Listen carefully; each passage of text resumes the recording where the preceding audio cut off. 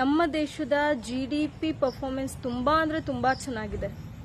ಅಲ್ಲ, GDP ಅನ್ನೋದನ್ನ ಹೆಂಗೆ ಕನ್ಸಿಡರ್ ಮಾಡ್ತಿದ್ದಾರೆ ಅನ್ನೋದೇ ಅರ್ಥ ಆಗ್ತಿಲ್ಲ. ಆ್ಯಕ್ಚುಲಿ GDP ಇನ್ಕ್ರೀಸ್ ಆಗ್ತಾ ಇರೋದು ಯಾವ ಒಬ್ಬ ಶ್ರೀಮಂತ ವ್ಯಕ್ತಿಗಳಿಂದ ಅಂತ ಹೇಳ್ಬೋದು.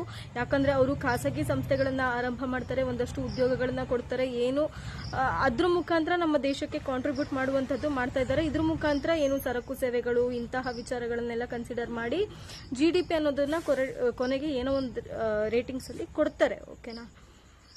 ಆ್ಯಕ್ಚುಲಿ ನಮಗೆ ಡೆವಲಪ್ಮೆಂಟ್ ಅಂದರೆ ಏನು? GDP ಹೆಚ್ಚಾಗೋದಷ್ಟೇ ಅಥವಾ ಪ್ರತಿಯೊಬ್ಬ ವ್ಯಕ್ತಿಯ ತಲಾ ಆದಾಯ ಕೂಡ ಹೆಚ್ಚಾಗಬೇಕಾ? ರೀಸೆಂಟಾಗಿ ಬಂದಿರುವಂತಹ ಅಂಕಿ ಅಂಶಗಳನ್ನು ನೋಡೋದಾದ್ರೆ ನಮ್ಮ ದೇಶದ ತಲಾ ಆದಾಯ ಪರ್ ಕ್ಯಾಪಿಟಾ ಇನ್ಕಮ್ ಬಾಂಗ್ಲಾದೇಶಕ್ಕಿಂತ ಕಡಿಮೆ ಇದೆ. ಇವತ್ತು ನೋಡಿ, ಮಹಾರಾಷ್ಟ್ರದಲ್ಲಿರುವಂತಹ ಬೀಡ್ ಎನ್ನುವಂತಹ ಜಿಲ್ಲೆಯಲ್ಲಿ ಸುಮಾರು 843 ಮಹಿಳೆಯರು ತಮ್ಮ ಗರ್ಭಾಶಯವನ್ನ 2024ರ ಅವಧಿಯಲ್ಲಿ ತೆಗೆದುಕೊಂಡಿದ್ದಾರೆ. ಕಾರಣ ಏನು ಗೊತ್ತಾ? ದುಡಿಯೋಕೆ ಹೋಗ್ಬೇಕು, ದುಡಿಯೋಕೆ ಹೋದಂತಹ ಸಂದರ್ಭದಲ್ಲಿ ನಾನೆಲ್ಲೋ ಗರ್ಭಧಾರಣೆ ಮಾಡಿದ್ರೆ ಅಥವಾ ನಾನು ತಿಂಗಳಿಗೆ ಸರಿಯಾದ ಸಮಯದಲ್ಲಿ ಪೀರಿಯಡ್ಸ್ ಆಗಿಬಿಟ್ರೆ ನನ್ನ ಕೆಲಸಕ್ಕೆ ಎಲ್ಲಿ ಆಪತ್ತು ಬರುತ್ತೋ, ನಾನು ರಜಾ ಹಾಕುವಂತಹ ಪರಿಸ್ಥಿತಿ ಎಲ್ಲಿ ಬರುತ್ತೋ ಅನ್ನುವಂತಹ ವಿಚಾರವನ್ನ ಸೀರಿಯಸ್ ಆಗಿ ಮನಸ್ಸಿಗೆ ತಗೊಂಡು 843 ಮಹಿಳೆಯರು ತನ್ನ ಗರ್ಭವನ್ನ ತೆಗೆದುಕೊಂಡಿದ್ದಾರೆ. ಇವತ್ತು ಗರ್ಭವನ್ನ ತೆಗೆದುಕೊಳ್ಳೋಕೆ ಕಾರಣ ಏನು? ಆಕೆ ಮನೆಯ ಸಮಸ್ಯೆ ಆಗಿರ್ಬೋದು, ಏನೋ ತೊಂದರೆಗಳಿರ್ಬೋದು, ಮಕ್ಕಳಿಗೆ ಸರಿಯಾಗಿ ಎಜುಕೇಶನ್ ಕೊಡಿಸ್ತೀನಿ ಅನ್ನೋದಾಗಿರ್ಬೋದು, ಅಥವಾ ಇಡೀ ಫ್ಯಾಮಿಲಿನ ಮೇಂಟೈನ್ ಮಾಡೋದಾಗಿರ್ಬೋದು.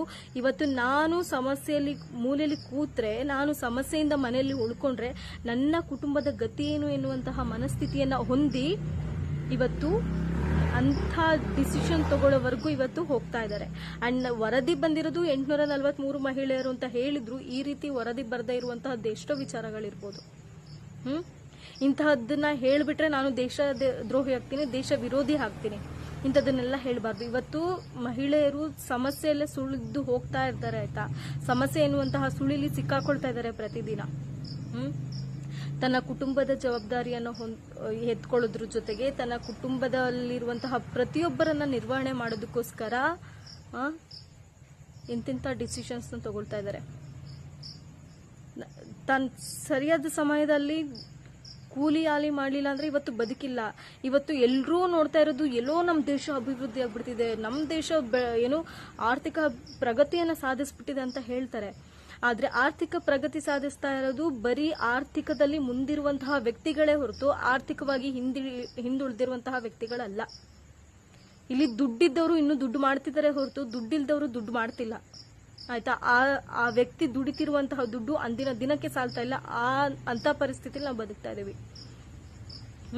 ಇದನ್ನ ಕೇಳಿದ್ರೆ ನಾವು ದೇಶದ್ರೋಹಿಗಳು, ದೇಶ ವಿರೋಧಿಗಳು.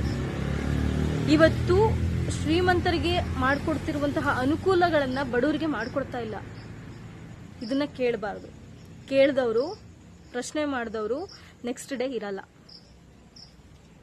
ಆಕ್ಸಿಡೆಂಟ್ ಆಗಿನೋ, ಒಂದಷ್ಟು ಕೊಲೆಗಳಾಗಿನೋ ಈ ರೀತಿಯಲ್ಲಿ ಏನೋ ಒಂದು ಕಥೆಗಳಾಗ್ತಾರೆ. ಇವತ್ತು ಪ್ರಶ್ನೆ ಮಾಡಬಾರ್ದು. ನಮ್ಮ ವ್ಯವಸ್ಥೆಯಲ್ಲಿ ಪ್ರಶ್ನೆ ಮಾಡಬಾರ್ದು. ಪ್ರಶ್ನೆ ಮಾಡಿದ್ರು ಅಂದ್ರೆ ಅವರು ದೇಶದ್ರೋಹಿ, ದೇಶ ವಿರೋಧಿ, ಧರ್ಮ ವಿರೋಧಿ. ಇವತ್ತು ಕೇವಲ ಆರ್ಥಿಕ ಸ್ಥಿತಿಗತಿಯನ್ನ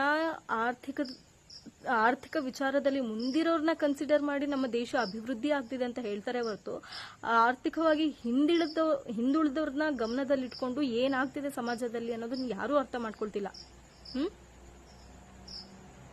ಇವತ್ತು ಎಷ್ಟೋ ಸ್ಲಮ್ ಏರಿಯಾಗಳು ನೋಡ್ತಾರಲ್ಲ, ನೋಡಿದ್ರು ಕೂಡ ಆ ಸ್ಲಮ್ ಏರಿಯಾಗಳನ್ನ ಸರಿ ಮಾಡುವಂತಹ ವ್ಯವಸ್ಥೆ ಮಾಡ್ತಾರ. ಏನು ಬೇಡಪ್ಪ, ಇವಾಗ ಗರ್ಭವನ್ನ ತೆಗೆದುಕೊಂಡಿರುವಂತಹ 843 ಮಹಿಳೆಯರನ್ನೇ ಕನ್ಸಿಡರ್ ಮಾಡಿ ನೋಡಿ. ಅವರ ಒಂದು ಆರ್ಥಿಕ ಪರಿಸ್ಥಿತಿ, ಕುಟುಂಬದ ಪರಿಸ್ಥಿತಿ ಏನಾಗಿರಬಹುದು? ಇದನ್ನೆಲ್ಲ ನಾವು ಪ್ರಶ್ನೆ ಮಾಡಬಾರ್ದು. ಆದ್ರೂ ಅದನ್ನ ನೋಡಿನೇ ಇವತ್ತು ಏನೋ ಒಂಥರ ಮಕ್ಕಳಿಗೆ ಶಿಕ್ಷಣ ಕೊಡಿಸೋದಕ್ಕೆ, ಕುಟುಂಬ ನಿರ್ವಹಣೆಗಾಗಿ, ತನ್ನ ನಿರ್ವಹಣೆಗಾಗಿ ನಾನು ಎಲ್ಲಿ ಮನೇಲಿ ಕೂತ್ಕೊಂಡ್ರೆ ಅಥವಾ ಪೀರಿಯಡ್ಸ್ ಆದಂತಹ ಸಮಯದಲ್ಲಿ ನಾನು ನೋವನ್ನು ಅನುಭವಿಸೋಂಥದ್ದು ಬರುತ್ತೋ, ಅಥವಾ ನಾನು ಮತ್ತೆ ಗರ್ಭಧಾರಣೆ ಮಾಡ್ಕೊಂಡು ಕೂತ್ರೆ ಮತ್ತೆ ಯಾರು ಕೆಲಸಗಳಿಗೆ ಹೋಗ್ತಾರೆ, ನನ್ನ ಕುಟುಂಬದ ಜವಾಬ್ದಾರಿಯನ್ನ ಯಾರು ತಗೊಳ್ತಾರೆ ಅನ್ನೋದನ್ನ ಸೀರಿಯಸ್ ಆಗಿ ಮನಸ್ಸಿಗೆ ತಗೊಂಡು ಇವತ್ತು ಮಹಿಳೆಯರು ಇದಕ್ಕೆ ಮುಂದಾಗ್ತಿದ್ದಾರೆ ಅಂದ್ರೆ ಇನ್ನೇನು ಹೇಳಕ್ಕಾಗತ್ತೆ? ತನ್ನ ಗರ್ಭವನ್ನ ತಗ್ಗಿಸ್ಕೊಂಡು ಕೆಲ್ಸಕ್ಕೆ ಹೋಗ್ಬೇಕು ಅಂತ ಮುಂದಾಗ್ತಾ ಇದ್ದಾರೆ ಅಂದ್ರೆ ಇದರಲ್ಲೇ ಅರ್ಥ ಆಗುತ್ತೆ ನಿಜವಾಗ್ಲೂ ನಮ್ಮ ದೇಶದ ಆರ್ಥಿಕ ಪರಿಸ್ಥಿತಿ ಯಾವ್ದ್ರಲ್ಲಿ ಮುಂದಿದೆ, ಯಾವ್ದ್ರಲ್ಲಿ ಹಿಂದುಳಿದಿದೆ ಅಂತ. ಇವಾಗಂತೂ GDP ಜಾಸ್ತಿ ಆಯ್ತು ಅಂದ್ರೆ ಮುಗೀತು, ಅಲ್ಲಿಗೆ ಅಭಿವೃದ್ಧಿ ಆಗಿದೆ ಅಂತ. ಆದ್ರೆ ಒಬ್ಬ ವ್ಯಕ್ತಿಯ ತಲಾ ಆದಾಯ ಹೆಚ್ಚಾಗ್ತಿದ್ಯಾ ಅಥವಾ ಹೆಚ್ಚಾಗ್ತಿಲ್ವಾ ಅನ್ನೋದನ್ನ ಇಲ್ಲಿ ಕನ್ಸಿಡರ್ ಮಾಡ್ತಾ ಇಲ್ಲ. ಮುಖ್ಯವಾಗಿ ನಾವು GDPಯನ್ನ ಕನ್ಸಿಡರ್ ಮಾಡೋಕ್ಕೂ ಮುಂಚೆ ಒಬ್ಬ ವ್ಯಕ್ತಿಯ ತಲಾ ಆದಾಯ ಎಷ್ಟು ಹೆಚ್ಚಾಗ್ತಿದೆ ಅನ್ನೋದನ್ನ ಕನ್ಸಿಡರ್ ಮಾಡಬೇಕು.